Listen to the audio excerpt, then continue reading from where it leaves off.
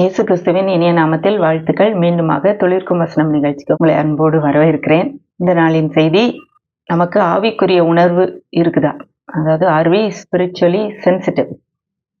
அதாவது ஆவிக்குரிய உலகத்தை குறித்த உணர்வு, அது மட்டும் இல்லாம தேவனை குறித்த ஒரு எல்லா நேரமும் அவரோடு இருக்கிற அந்த கனெக்ஷன், அவர் பேசுறாருன்றத உடனே புரிந்து கொள்ளக்கூடிய தன்மை, எல்லா சூழ்நிலையிலும் அந்த ஒரு ஆங்கிளையும் எப்ப யோசிச்சு பார்க்கறது. வெறும் உலக காரியங்களை மட்டுமல்ல, ஆவிக்குரிய உலகத்திலும் தேவனோடும் அவர் சொல்ற காரியங்களோடு எப்போதும் தொடர்புடையவர்களா இருக்கிறது ரொம்ப அவசியம். நமக்கு ஆவிக்குரிய உணர்வு தேவை. அது இருக்குதா அப்படிங்கிறது தான் இன்னைக்குள்ள நம்ம செய்தியில நம்ம பார்க்க போறோம்.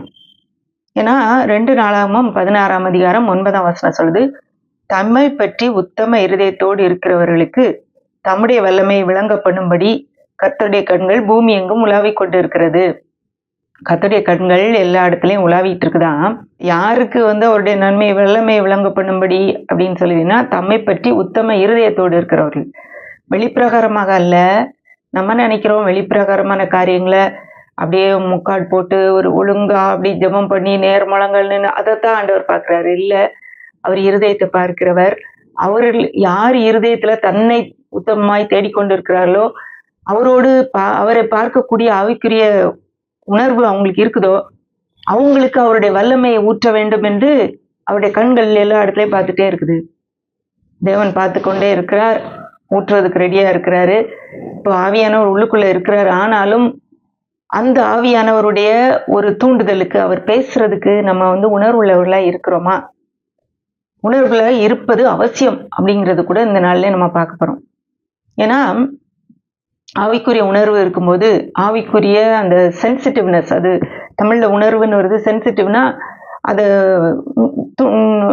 துல்லியமா, அது அவர் தான் சொல்றாரு, அவர் என்கிட்ட பேசுறாரு அப்படிங்கிற ஒரு காரியத்தை நம்ம உணர்ந்து கொள்ளும்போது பல காரியங்களை நம்ம பெற்றுக்கொள்ள முடியும், பல நன்மைகளை பெற்றுக்கொள்ள முடியும்.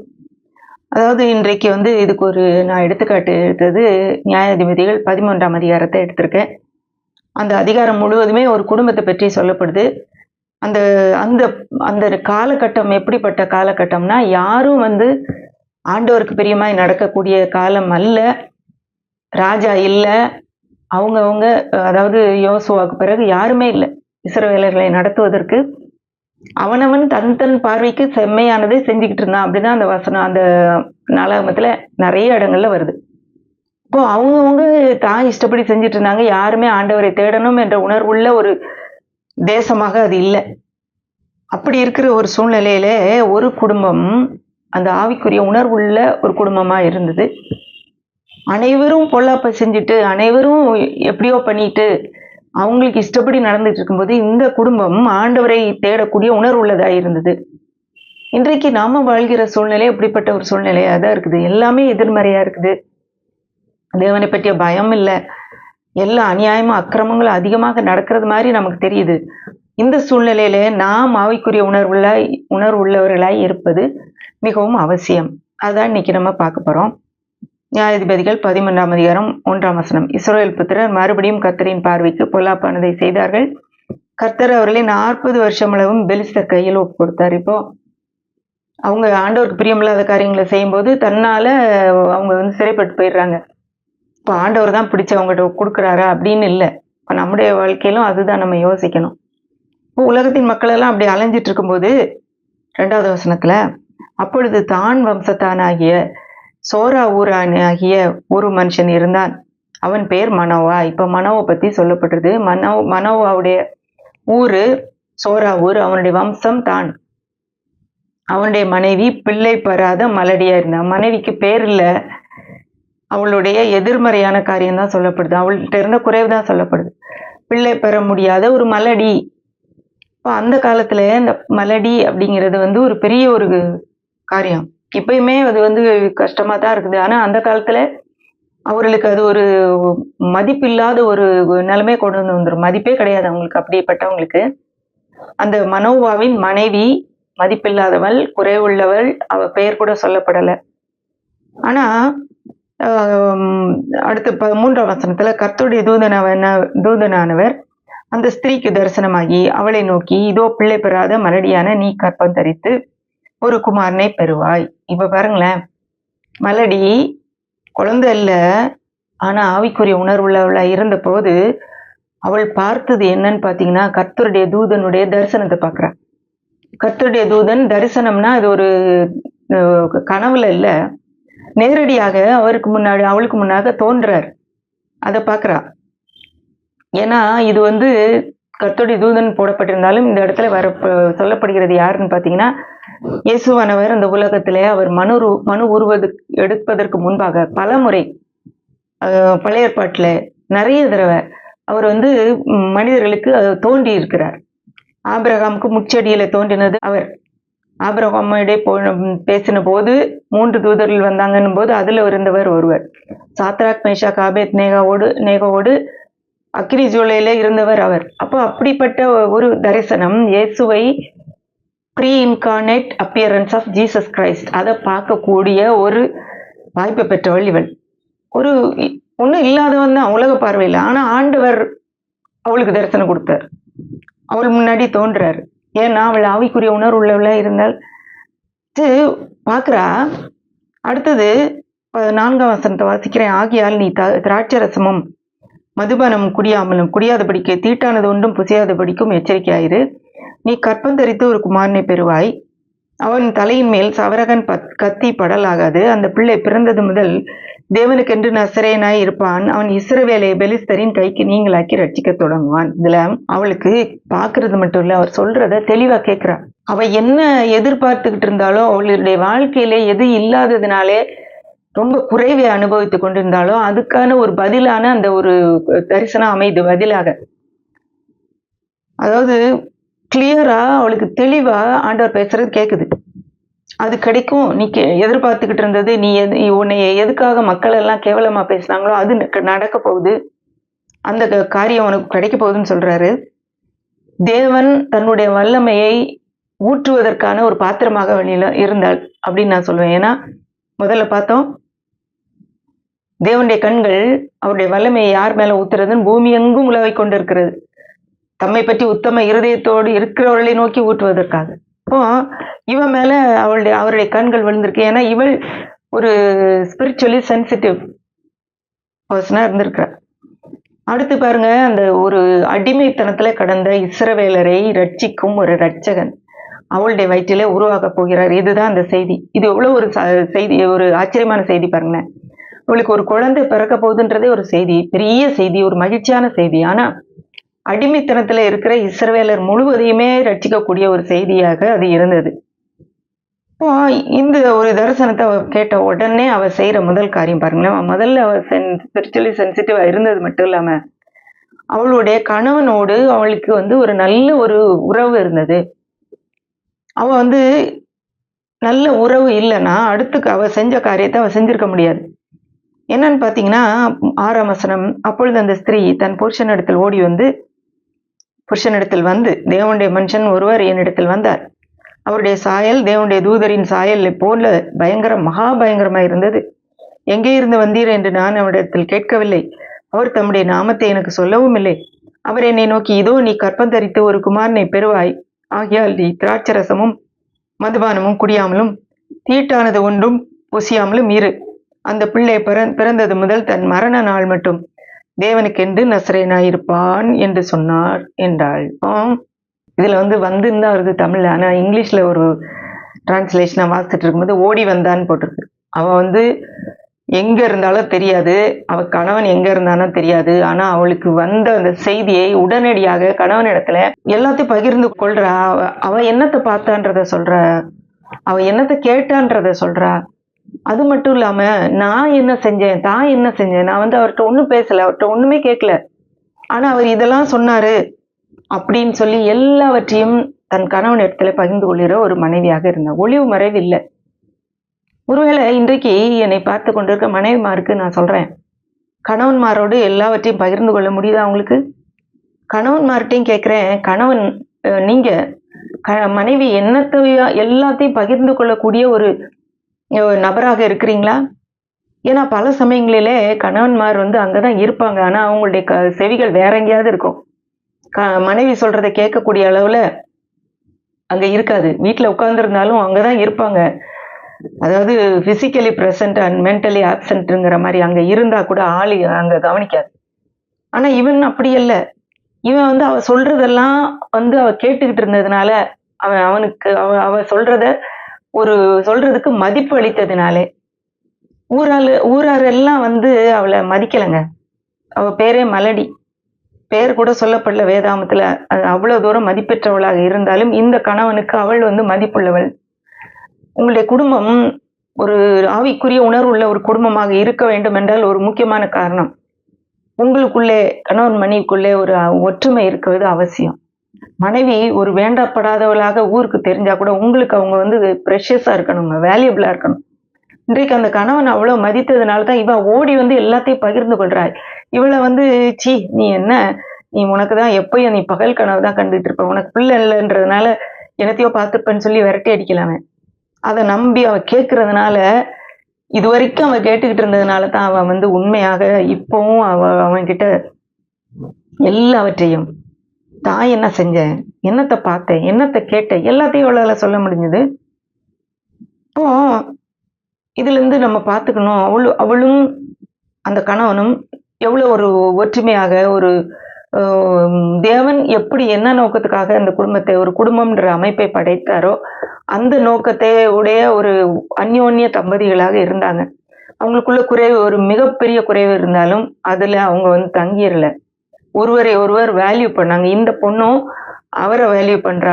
அவருக்கு மதிப்பு குடுக்குறா. அதனால தான் வந்து பகிர்ந்து கொள்றா. ஐயா, இவருக்கு என்னத்துக்கு சொல்லணும்? அவர் வந்து கடவுள் பத்திலாம் ரொம்ப நினைக்க மாட்டாரு. அவருக்கு அவருக்கு தூதன் தரிசனம் ஆகலைல்ல. எனக்கு தானே தரிசனம் ஆனா, அப்ப நான் தான் பெரியவ. இல்ல, கணவன்கிட்ட ஓடி வந்து சொல்றா. அடுத்து பாருங்களேன். அந்த கணவனும் எப்படிப்பட்டவனா இருக்கிறான்னு பார்த்தீங்கன்னா, 8ஆம் வசனத்துல "அப்பொழுது மனோவா கர்த்தரை நோக்கி விண்ணப்பம் பண்ணி, என் ஆண்டவனே, ஆண்டவரே, நீர் அனுப்பின தேவனுடைய மனுஷன் மறுபடியும் ஒரு விசை என்னிடத்தில் வந்து பிறக்கப் போகிற பிள்ளைக்காக நாங்கள் செய்ய வேண்டியதை எங்களுக்கு கற்பிப்பாராக என்று வேண்டிக் கொண்டான்." இப்ப கணவனும் மனைவி சொன்னதை ஏற்றுக்கொண்டான். ஐயோ, நிஜமாவே ஆண்டவர் வந்தாரா? அவ சொல்றா, தேவனுடைய மனுஷன். அவர் வந்து தேவதூதன் மாதிரி பயங்கரமா இருந்தாரு. அதுவும் சொல்றா. ஆனா இவன் நினைச்சுட்டான் தேவனுடைய மனுஷன் தான் யாரோ வந்திருக்காங்க. ஏதோ தீர்க்கதரிசி போல.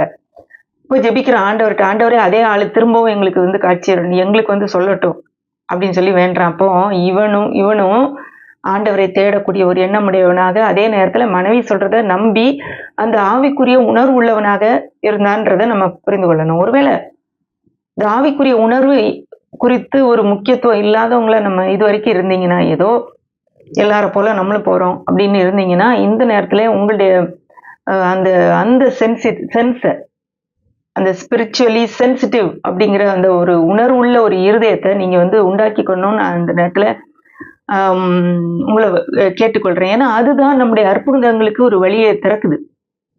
இந்த குடும்பத்துக்கு அப்படிதான் திறந்துச்சு. இப்ப பாருங்க, 3வது இந்த பெண்ணை பத்தி மறுபடியும் சொல்றேன். மறுபடியும் 9ஆம் வசனத்துல இவன் ஜெபித்தது இவன். ஆனா 9ஆம் வசனத்துல என்ன நடக்குது? தேவன் மனோவாவின் சத்தத்துக்கு செவி கொடுத்தார். இப்ப செவி கொடுத்தாருன்னா இவனுக்கு தானே வந்து தரிசனமா இருக்கணும். ஆனா இல்ல. அந்த ஸ்திரீ வயல்வெளியில் இருக்கும்போது தேவனுடைய தூதனானவர் திரும்பவும் அவளிடத்தில் வந்தார். அப்பொழுது அவள் புருஷனாகிய மனோவா அவளோட இருக்கவில்லை. இங்க பாருங்களேன். ஒருவேளை 2 பேரும் சேர்ந்து இருக்க நேரம் அவர் வந்திருக்கலாம். ஏன்னு தெரியல. ஆனா இந்த பொண்ணு தனியா வயல்வெளியில உட்கார்ந்துருக்கா. அவ என்ன வேலை செஞ்சுட்டு இருந்தாலும் தெரியல. ஆனா ஆங்கிலத்துல ஒரு டிரான்ஸ்லேஷன்ல ஷி வாஸ் சிட்டிங் அப்படின்னு வந்திருக்கு. அப்போ அங்க ஒருவேளை உட்கார்ந்து வேலை செஞ்சுட்டு ஒருவேளை ஓய்வா இருந்திருக்கலாம். வயல்ல வேலை செய்யற டைம் கொஞ்ச நேரம் ஒருவேளை ஓய்வு எடுத்துக்கலாம். ஆனா அந்த நேரத்துல கூட அவ ஸ்பிரிச்சுவலி சென்சிட்டிவா இருந்திருக்கிறா. இது என்னமோ நடக்குது, நம்ம ஏதோ ஒரு கனவு காண்றோம் அப்படி இல்ல. உடனே அவளுக்கு வந்து தெரியுது, அவர் தேவனுடைய தூதன் அவருக்கு காட்சியளி. அந்த தேவன் தூதனானவர் திரும்ப அவள் இடத்துல வந்தார். அப்போ இல்ல, கணவன் இல்ல. ஐயோ, எனக்கு மட்டும் தான் சொல்றாரு அப்படின்னு அவன் நினைச்சிருக்கலாம். ஆனா அவ அடுத்து செய்த காரியம், ஆகையால் அந்த ஸ்திரீ சீக்கிரமாய் ஓடி அன்று என்னிடத்தில் வந்தவர் எனக்கு தரிசனமானார் என்று தன் புருஷனுக்கு அறிவித்தாள். இப்ப பாருங்களேன், அவ வயல்வெளியில இருந்து அவன் புருஷன் எங்க இருக்கிறானோ அங்க தேடி ஓடணும்னா எவ்வளவு தூரம் வந்திருப்பாளோ தெரியல. கண்டிப்பா கொஞ்சம் தூரம் வந்திருக்கணும். இன்றைக்கு போல நம்ம பேசக்கூடிய செல்போன் மாதிரி ஒரு ஒரு வசதிகள் அந்த நாள்ல கிடையாது. ஒரு பஸ்ஸோ ஒரு ஆட்டோவோ ஒரு எந்த ஒரு யாரோ என்னை கூட்டிட்டு போங்கன்னு சொல்றப்போ அப்படி ஆட்கள் இருந்த மாதிரி தெரியல. அவ தான் ஓடுறா. ஓடி போய் சீக்கிரமாய் ஓடின்னு வருது. இது வந்து ஒரு முக்கியமான காரியம். கணவனுக்கு தெரிய வேண்டிய காரியம். நான் அவரை கூட்டிட்டு வருவேன்னு சொல்லி ஓடி போய் அறிவிக்கிறாள். அப்போ ஏன் இப்படி வந்து இவளுக்கே தரிசனமாகிறார் தேவனுடைய தூதன்? ஒருவேளை அவளுடைய கணவனுக்கு இவள் அளவுக்கு ஆண்டவருடைய தூதனை பார்க்கக்கூடிய அந்த கண்கள் இல்லாம இருக்கலாம். ஏன்னு தெரியல. ஒருவேளை நம்முடைய குடும்பங்கள்ல கூட பாத்தீங்கன்னா, ஒருவர் வந்து ரொம்ப ஆண்டவரோடு நெருக்கமா இருக்கிற மாதிரி இருக்கும். அவங்க நிறைய காரியங்களை ஆண்டவரிடத்துல இருந்து பெற்றுக்கொள்ற மாதிரி இருக்கும். அதே போல இந்த பெண்ணுக்கு தான் ஆண்டவர் ஒருவேளை மனோவட்ட வந்திருந்தா கூட அவனாலே அதை அதை பார்க்க முடியாத ஒரு சூழ்நிலை, ஒரு ஆவிக்குரிய உணர்வு அவனுக்கு இன்னும் சென்சிட்டிவா இல்லாம இருந்திருக்கலாம். அதனால்தான் இவர் வந்து மறுபடியும் அந்த மனைவிக்கு தோன்றுகிறார். இந்த சூழ்நிலையில கணவன் என்ன செய்யறான்? அடுத்த 11வது வசனம். அப்பொழுது மனோவா எழுந்திருந்து தன் மனைவியின் பின்னாலே போய் அவரிடத்தில் வந்து, இந்த ஸ்திரீயோட பேசினவர் நீர்தானா என்று அவரிடத்தில் கேட்டான். அவர் நான் தான் என்றார். இங்க பாருங்களேன், ஒரு ஈகோ உள்ள ஒரு புருஷனா இருந்தா என்ன சொல்லியிருக்கணும்? ஏன் அவர் நான் தானே ஜெபித்தேன், ஏன் உனக்கே வந்து இது பண்றாரு, நீயே போய் கேட்டுக்கோ, நான் வரல. அவன் கண்டிப்பா ஏதாவது வேலையில தான் இருந்திருப்பான், முக்கியமான ஏதாவது காரியத்தை செஞ்சுட்டு தான் இருந்திருப்பான். ஆனா அதை விட முக்கியத்துவம் என்னன்னா, என்னுடைய மனைவியோட பேசி எங்களுடைய குடும்பத்துக்கு ஆசீர்வாதத்தை கொடுக்க வேண்டும் என்று வந்திருக்கிறவர் அங்க இருக்கிறாரு, அவரை போய் நான் பார்ப்பேன், அவர் சொல்றதை கேட்பேன் அப்படின்னு சொல்லிட்டு நீயே பேசு அப்படின்னு சொல்லல. மனைவியை விட்டுட்டு இவன் போய் பேச ஆரம்பிக்கிறான். நீர்தானா? அப்போ மனைவியோடைய சொல்லுக்கு மதிப்பு கொடுக்கிறவனாக, அவளை ஒரு மதிப்பு விலை உயர்ந்தவளாக ஒரு நினைக்கிறவனாக அவன் அந்த கணவனாக இருந்ததுனால அவ பின்னாடியே போய் அவர் என்ன சொல்றாரு அப்படின்னு சொல்லி கேட்கிறான். அவளோட அவன் போட்டி போடல. நீ தனி நான் தனி அவன் நினைக்கல. நம்ம 2 பேரும் சேர்ந்து ஒரே குடும்பம் அப்படிங்கறத நினைச்சான். ஏன்னா அவனுக்கும் அந்த ஆவிக்குரிய கண்கள் இருந்தது. அடுத்து போய் நான் தான் சொன்ன உடனே மனோவா சொல்றான், நீர் சொன்ன காரியம் நிறைவேறும் போது அந்த பிள்ளையை எப்படி வளர்க்க வேண்டும், எப்படி நடத்த வேண்டும்? இப்ப திரும்ப கேட்கிறான், நீங்க உண்மையாவே நல்ல காரியம் சொல்லியிருக்கிறீங்க, எங்களுக்கு குழந்தை இல்லை, எங்க குழந்தை பிறக்கும்னு சொல்லியிருக்கிறீங்க, அது நிறைவேறும் போது நாங்க எப்படி நடத்தணும்? அடுத்த 2 வசனங்களிலே அவர் திரும்பவும் அந்த ஸ்திரீ என்ன செய்யணும்ன்றதான் சொல்றாரு. அவளுக்கு ஏற்கனவே சொல்லப்பட்ட அதே காரியத்தை தான் திரும்ப சொல்றாரு. அவன் வந்து வேற எதுவும் எக்ஸ்ட்ராவா சொன்ன மாதிரி தெரியல. ஆனா கூட இவன் என்ன செய்யறான் பாருங்களேன். 15ஆம் வசனம். அப்பொழுது மனோவா கர்த்தருடைய தூதனை நோக்கி, நாங்கள் ஒரு வெள்ளாட்டு குட்டியை உமக்காக சமைத்து கொண்டு வரும் மட்டும் தரித்திரும். தனக்கு ஒரு நல்ல செய்தியை கொடுத்த தேவனுடைய மனுஷனுக்கு நான் வந்து அவருக்கு மதிப்பளிக்க வேண்டும். அவன் வந்திருக்காரு, அவருக்கு சாப்பாடு கொடுக்கணும், அவரை உபசரிக்க வேண்டும் என்ற ஒரு விருப்பம் அவளுக்கு இருந்ததுனால கேட்கிறான். நாங்க இவனுக்கு கஷ்டம் தாங்க, சரி சொல்லிட்டீங்களா, போயிட்டு வாங்க, தேங்க்ஸ்ன்னு சொல்றது ரொம்ப ஈஸி. ஆனா போய் நான் வீட்டுல ஒரு ஆடை பிடிச்சி அதை அடிச்சு அதை கிளீன் பண்ணி அதை ரெடி பண்ணி அதை சமைச்சிட்டு வாரேன், தயவுசெய்து உங்களுக்கு கொடுக்குறேன், நாங்க கொடுக்க ஆயத்தமா இருக்கிறோம். அப்போ தேவனுடைய காரியங்களுக்கு அவ்வளவு ஒரு மரியாதையும் மதிப்பும் கொடுக்கிற ஒரு மனுஷனா இருந்தான். அவள் மட்டுமல்ல, இவனுமே அப்படிப்பட்டவனாக இருந்தான். இவனுக்கு ஒருவேளை அவள் அளவுக்கு ஆவிக்குரிய உணர்வு இல்லைன்னா கூட தேவனை பார்க்கக்கூடிய, அவரை ரெக்கக்னைஸ் பண்ணக்கூடிய அந்த ஒரு உணர்வு அவ்வளவு தூரம் இல்லாட்டா கூட இப்படிப்பட்ட ஒரு உணர்வு இருந்தது. அவரை மதிப்பளிக்கணும். நல்ல செய்தி சொன்ன மனுஷனுக்கு நம்ம ஒரு மதிப்பு கொடுக்கணும். அப்போ கர்த்தருடைய தூதன் என்ன சொல்றாரு? மனோவை நோக்கி, நீ என்னை இருக்க சொன்னாலும் நான் உன் உணவை புசியேன். நீ சர்வாங்க தகன பலி இட வேண்டுமானால் அதை கர்த்தருக்கு செலுத்துவாயாக என்றார். அவர் கர்த்தருடைய தூதன் என்று மனோவா அறியாதிருந்தான். மனோவாவுக்கு தெரியலங்க இவர் கர்த்தருடைய தூதன் என்று. அவர் சொல்றாரு, நீ இருக்கணும்னு சொன்னா கூட, நான் இருந்தா கூட நீ சாப்பாடு கொண்டு வந்தீங்கன்னா நான் சாப்பிட மாட்டேன், ஏன்னா அவர் கர்த்தருடைய தூதன் அப்படிங்கிறதுனால சொல்றாரு. நீ வந்து தகன பலி செலுத்தணும்னா கர்த்தருக்கு அதை செலுத்து அப்படின்னு சொல்றாரு. அவனுக்கு இன்னுமே கண்ணு திறக்கல, அவர் யார் என்று தெரியவில்லை. அடுத்து இன்னொரு காரியம் பாருங்க. அப்பொழுது மனோவா கர்த்தருடைய தூதனை நோக்கி, நீ சொன்ன காரியம் நிறைவேறும் போது நாங்கள் உண்மை கனம் பண்ணும்படி உடைய நாமம் என்ன என்றான். அடுத்து இன்னும் கொஞ்சம் கேட்கிறான். ஏன்னா நீங்க உங்களுக்கு நாங்க சமைச்சிட்டு வரோம் சொல்லிட்டா, அடுத்து வந்து இது உண்மையாவே நிறைவேறும் போது, பிள்ளை பிறந்த பிறகு நாங்க உங்களுக்கு ஏதாவது காணிக்க கொடுக்கணும், அதனால நீங்க உங்க பேரை சொல்லிட்டு போனீங்கன்னா உங்க பேரை கண்டுபிடிச்சு நாங்க வந்து உங்களுக்கு காணிக்க செலுத்துவோம் அப்படின்னு சொல்லி கேட்கிறான். அதுக்கு அவர் சொல்றாரு, அதற்கு கர்த்தருடைய தூதனானவர், என் நாமம் என்ன என்று நீ கேட்க வேண்டியது என்ன, அது அதிசயம் என்றார். அது பாருங்களேன்.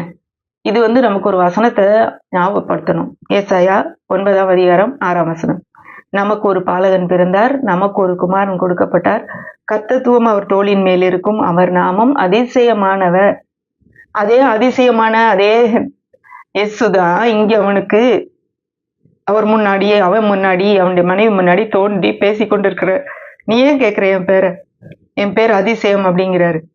ஒரு மொழிபெயர்ப்புல எப்படி போட்டிருக்கு, too wonderful for you to understand. உன்னால அந்த அதிசயத்தை புரிந்து கொள்ள முடியாத அளவுக்கு அந்த நாமம் அவ்வளவு அதிசயமானது அப்படின்னு சொல்றாரு. அவ்வளவு அதிசயமான தேவன் அவன் முன்னாடி நிக்கிறாருன்றது தெரியல. மனோவா போய் வெள்ளாட்டுக்குட்டியும் போஜன பலியும் கொண்டு வந்து அதை கன்மலையின் மேல் கர்த்தருக்கு செலுத்தினான். அப்பொழுது மனோவாவும் அவன் மனைவியும் பார்த்து கொண்டிருக்கையில் அந்த அதிசயம் விளங்கினது.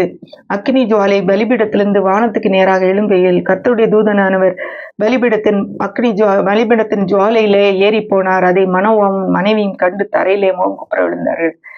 இப்பதான் அவனுக்கு தெரியுது அவர் உண்மையான கர்த்தருடைய தூதன் என்பதை காட்டுறார். இவங்க சாப்பாடெல்லாம் கொண்டு வர்றாங்க. அது தகன பலியாக செலுத்தணுன்றதுனால ஒரு கற்பாறையில வச்சு அதை செலுத்துறாங்க. அக்னி இது பண்ணும்போது அந்த எரியும் போது அந்த தீயில அந்த தூதனானவர் ஏறி வானத்துக்கு போறாரு. உடனே இவங்க அதுக்கு பிறகு அப்பதான் புரியுது. இவங்க நம்ம மனைவியும் கண்டு தரையில ஐயோ அப்படின்னு பயந்து போய் உழுறாங்க. அவ்வளவு ஒரு ஆச்சரியமான அதிசயமான ஒரு காரியத்தை அவங்க பார்த்தாங்க. இப்போ இவன் பார்த்த பிறகுதான் நம்புறான். என்ன சொல்றான்? 21ஆம் வசனம் 22ஆம் வசனம். பின்பு கர்த்தருடைய தூதனானவர் மனோவாக்கும் அவன் மனைவிக்கும் காணப்படவில்லை. அப்பொழுது அவர் கர்த்தருடைய தூதன் என்று மனோவா அறிந்து, இப்பதான் அவனுக்கு தெரியுதுங்க, இவன் என்னதான் ஆவிக்குரிய உணர்வு உள்ளவனாக இருந்தாலும் அவனுக்கு இவர் யார் என்பதை புரிந்து கொள்வதற்கு சில காரியங்களை பார்க்க வேண்டியது இருந்தது. அவர் செய்த சில செயல்களை பார்க்க வேண்டியது இருந்தது. அவர் அக்கினியில ஏறி போக வேண்டியதை பார்க்க வேண்டியது இருந்தது. ஆனா இவனுடைய மனைவி பாத்தீங்கன்னா இவனோட ஒருபடி மேல அவ பார்த்த உடனே கண்டுபிடிச்சிட்டா. அவர் கர்த்தருடைய தூதன் மாதிரி இருந்தாரு. அவருடைய தோற்றம் மகா பயங்கரமா இருந்தது. ஆனா இவனுக்கு அது கர்த்தருடைய தூதன் மாதிரி இருந்ததும் தெரியல, மகா பயங்கரமா இருந்ததும் தெரியல. மேல ஏறி போறத பார்த்த உடனேதான் கர்த்தருடைய தூதன் என்று மனோவா அறிந்து தன் மனைவியை பார்த்து, நாம் தேவனை கண்டோம், சாகவே சாவோம் என்றான். அதான் சொல்றான், ஐயோ நம்ம உண்மையாவே கடவுளை தான் பார்த்திருக்கோங்க, நம்ம செத்து போறோம். ஏன்னா தேவனை ஒருவனும் ஒரு காலம் கண்டதிலே பார்த்து உயிரோடு இருந்ததில்ல. இன்னைக்கு நம்ம பார்த்துட்டோம், சாகதான் போறோம் அப்படின்னு அவன் நினைக்கிறான். அவனுடைய புரிதல் எப்படி இருக்குது? நம்ம தேவனை பார்த்தா செத்துருவோம், அவருடைய இதுக்கு முன்னாடி நம்மளால நிக்க முடியாது, அவ்வளவுதான் அப்படின்ற மாதிரி அவன் நினைக்கிறான். ஆனா அவனுடைய மனைவியினுடைய புரிதலை பாருங்களேன். தேவனை பற்றிய ஒரு சரியான புரிதல் அந்த மனைவிக்கு இருந்தது. அவனுடைய மனைவி அதற்கு அவன் மனைவி, கர்த்தர் நம்மை கொன்று போட சித்தமா இருந்தால் அவர் நம்முடைய கையிலே சர்வாங்க தகன பலியையும் போஜன பலியையும் ஒப்புக்கொள்ள மாட்டார், இவைகளை எல்லாம் நமக்கு காண்பிக்கவும் மாட்டார், இவைகளை நமக்கு அறிவிக்கவும் மாட்டார் என்றார். இதுல அவளுக்கு தேவனை பற்றிய ஒரு சரியான ஒரு புரிதலும் சரியான ஒரு படமும் அவன் முன்னாடி இருந்துச்சு. இவன் தப்பா யோசிச்சுட்டு இருக்கான். தேவன் நம்ம கொல்றதுக்குதான் வந்திருக்காரு, நம்ம பார்த்துட்டோம் நேரடியா, அவ்வளவுதான், சாக போறோம். ஆனா இவன் சொல்றா சாகவே மாட்டோம். ஏன்னா அவர் அப்படி உண்மையாக சாகணும்னா நம்மகிட்ட நம்ம கொடுக்குற சர்வாங்க தகன பலியும் போஜன பலியும் ஏற்றுக்கொண்டு இருக்க மாட்டாரு, நம்மகிட்ட இதெல்லாம் பேசியிருக்க மாட்டாரு, இதெல்லாம் சொல்லியிருக்க மாட்டாரு. அப்படின்னா அப்படிப்பட்டவர் அல்ல தேவன். நம்மை அடிப்பதற்கும் கொல்லுவதற்கும் அழிப்பதற்குரிய தேவன் அல்ல. நமக்கு நல்ல செய்தியை சொல்வதற்காக, நம்முடைய குடும்பத்தை ஆசீர்வதிப்பதற்காக, நமக்கு ஒரு சந்ததி கொடுப்பதற்காக, அவர் நல்ல செய்தி கொடுப்பதற்காக தான் நம்ம வந்திருக்கிறாரு, நம்மை சாகடிக்கிறதுக்காக அல்ல அப்படிங்கறத அவ சரியா புரிஞ்சு வச்சிருக்கிறார். அதே இத கணவனுக்கு சொல்றா. அவளுக்குடைய கணவன் பாத்தீங்கன்னா அவளுடைய அதாவது கணவனுடைய சொல்லுக்கு மேல இவ பேச முடிஞ்சது பாருங்க. இதுமே ஒரு ஆச்சரியம். அவ்வளவு தூரத்துக்கு அவன் இவளுக்கு ஒரு இடம் கொடுத்திருந்தான், ஒரு ஃப்ரீடம், ஒரு சுதந்திரம் கொடுத்திருந்தான். ஏன்னா அவன் சொல்றான் செத்து போகதான் போறோம், போ, நான் சொன்னது அதேதான், நீ சொல்றதெல்லாம் தப்பு அப்படின்னு சொல்லல. அடுத்து இவ சொல்ற அப்படி நம்ம நடக்காதுங்க, நம்ம தேவன் அப்படிப்பட்ட தேவன் அல்ல, நம்ம பார்க்க வந்த தேவன், அவர் நல்லவர், நம்மை ஆசீர்வதிக்க வந்த தேவன் என்ற சரியான படத்தை அவ புரிந்து கொண்டிருக்கிறார். இப்போ ஆவிக்குரிய கண்கள் நமக்கு சரியான விதத்துல, அந்த கண்கள் மட்டும் இல்ல, அந்த உணர்வு, ஒரு சின்ன ஒரு உணர்வு மனசுக்குள்ள வரும்போது இது தேவன் தான் சொல்றாரு, ஒருத்தருக்கு ஏதோ ஒண்ணு கொடுக்க சொல்றாரு, ஒருத்தங்கிட்ட இதை பேச சொல்றாரு, ஒருத்தங்களுக்காக ஜெபிக்க சொல்றாருன்னா உடனடியா நம்ம கீழ்ப்படுகிறோமா?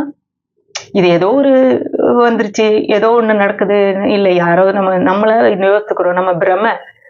இவங்கெல்லாம் நம்ம ஜெபம் பண்ணா கேட்பாங்களா? அப்படின்னு சொல்லி நம்ம இதுக்கு சாக்கு போக்குகள் சொல்லி தள்ளி போட்டுக்கிட்டு இருக்கும்போது, தேவன் தருகிற ஆசீர்வாதத்தை நம்மால பெற்றுக்கொள்ள முடியாது. நாம் பிறருக்கு ஆசீர்வாதமாக இருக்க முடியாது. இந்த ஆவிக்குரிய உணர்வு உள்ளவர்கள் தேவன் சொல்லும்போது உடனடியாக கீழ்ப்படிவார்கள். அதை நம்புவாங்க முதல்ல. நம்பி ஏற்றுக்கொண்டு அதுக்கு கீழ்ப்படிந்து அதை அது ஒருவேளை இன்னைக்கு நடக்கவே முடியாது. இதுவரைக்கும் நடந்ததே கிடையாது எங்க வாழ்க்கையில. அப்படிப்பட்ட ஒரு பெரிய காரியமா இருந்தாலும் அதை தேவன் சொல்லிட்டாரா? அவருடைய தூதன் எனக்கு சொல்லியிருக்காரா? அவருடைய வார்த்தை சொல்லியிருக்குதா? அப்ப நான் ஏற்றுக்கொள்வேன் அப்படின்னு சொல்லி அந்த ஒரு உணர்வு நமக்கு இருக்கும். இன்றைக்கு நம்ம பார்த்த இந்த குடும்பத்தின் பெரிய ஆசீர்வாதம் அடுத்து பாத்தீங்கன்னா, அந்த ஸ்திரீ ஒரு குமாரனை பெற்று அவனுக்கு சிம்சோன் என்று பெயரிட்டாள். அந்த பிள்ளை வளர்ந்தது. கர்த்தர் அவனை ஆசீர்வதித்தார். அப்போ அந்த பிள்ளை ஆசீர்வதிக்கப்பட்ட ஒரு குழந்தையாக, இஸ்ரவேலை ரட்சிக்க எழும்புகிற ஒரு குழந்தையாக இவர்களுக்கு கொடுக்கப்படுவதற்கு காரணம் என்ன? இந்த பெண்ணுடைய ஆவிக்குரிய உணர்வு, அவளுடைய ஸ்பிரிச்சுவலி சென்சிட்டிவ்னஸ். அவ அவ்வளவு தூரம் சென்சிட்டிவா இருக்கா. ஆண்டவர் பேசுறதுக்கு உடனடியா அதை ரெக்கக்னைஸ் பண்ணி அதை உடனே செயல்படுத்துறதுக்கு அவ ரெடியா இருந்தா. என்னெல்லாம் அவ பண்ணா? முதல்ல பாத்தீங்கன்னா, கணவனை விட இவதான் சரியா அதை அறியக்கூடியவளா இருந்ததுனாலதான் இவள்கிட்ட ஆண்டவர் பேசுறாரு.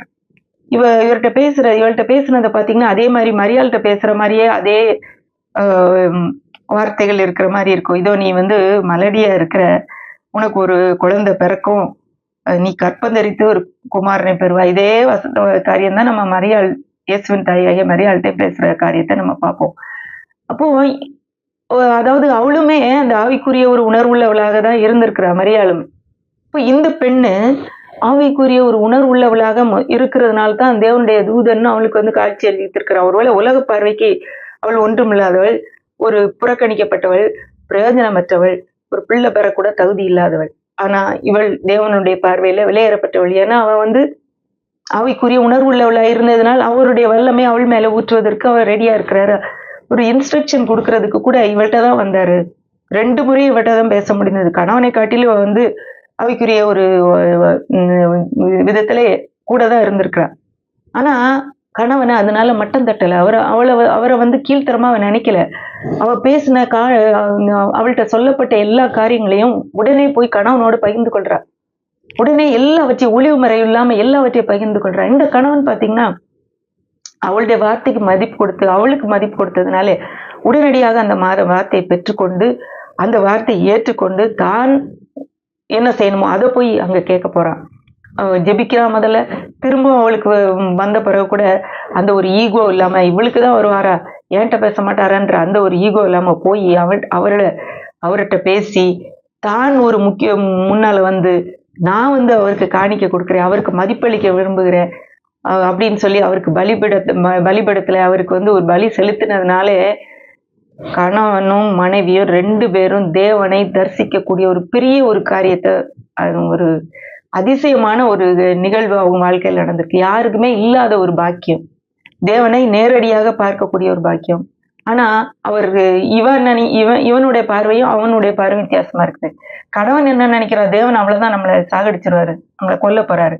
ஆனா மனைவி சொல்றா, தேவன் நல்லவர், அவர் நமக்கு ஆசீர்வாதத்தை தான் கொடுக்க போறாரு. இப்போ இதுல எது நம்ம எடுத்துக்கொள்ள போறோம்? இந்த காரியத்துல இன்னொரு ஒரு சத்தியத்தை கூட நம்ம புரிந்து கொள்ளலாம்.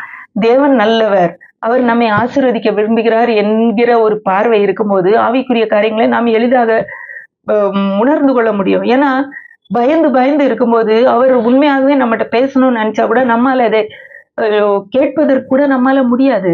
தேவன் நம்மிடத்துல பேசக்கூடாது, ஒரு தடையாகவே இருக்கும். ஆனா இந்த பெண்ணுக்கு தேவனை குறித்த ஒரு சரியான படம் இருந்ததுனால அவர் நம்ம கொல்ல வரல, அவர் நல்லது செய்யதான் வந்திருக்கிறாரு, நம்ம கொடுத்ததை அவர் ஏற்றுக்கொண்டுட்டாரு, நம்மோட பேசினாரு, நமக்கு ஒரு நல்ல குழந்தைய கொடுத்து நம்முடைய குடும்ப வாழ்க்கையை ஆசீர்வதித்து நம்ம சந்தோஷப்படுத்துறதுக்கு தான் அவர் வந்திருக்கிறாரு, அவர் ஆசீர்வதிக்கிற தேவன் என்பதை குறித்து அவர் சரியா புரிந்திருந்தாள். இன்றைக்கு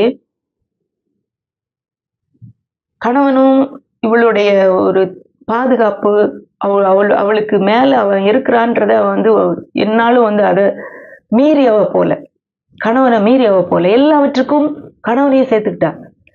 இந்த கணவனும் மனைவி சொல்றத கேட்டுக்கொண்டு அவளுக்கு இசைந்து சென்றதுனால அந்த குடும்பத்துல பெரிய ஆசீர்வாதம்.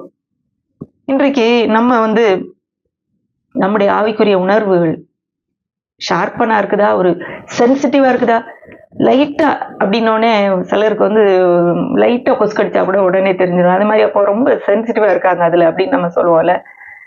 கொஞ்சம் அன்கம்ஃபர்டபுளா இருந்தாலும் கண்டுபிடிச்சிருவாங்க. அதே மாதிரி ஆவிக்குரிய விஷயத்துல தேவன் பேசும்போது அதை கேட்கக்கூடிய அந்த உணர்வு நமக்கு இருக்கும்போது, ஸ்பிரிச்சுவலி சென்சிட்டிவா இருக்கும்போது, தேவன் பல காரியங்களை நம்மிடத்துல பேச முடியும். அவருடைய வல்லமை நம் மூலமாக நம்முடைய குடும்பத்துக்குள்ள ஊற்ற முடியும்.